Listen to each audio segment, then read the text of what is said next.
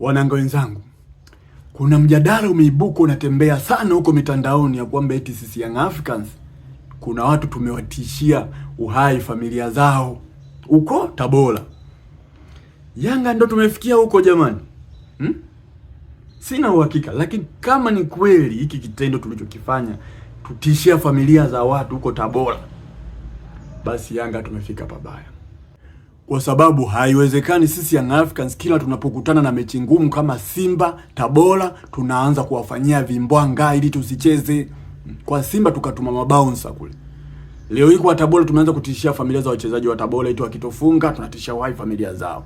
Kama ni kweli tulichokifanya jamani, ni halali kumfanyia figisu na Simba ili tusicheze naye. Kama tunaiogopa Tabora ile upigwa goli 3 na Simba, ni halali kumfanyia Simba figisu. Ni halali sisi mashabiki tunue t-shirt tuziprinti hatuchezi kwa staili na kama Tabora hakitupiga au kwa draw na sisi, biashara ya kuchukua ubingwa imeishia hapo.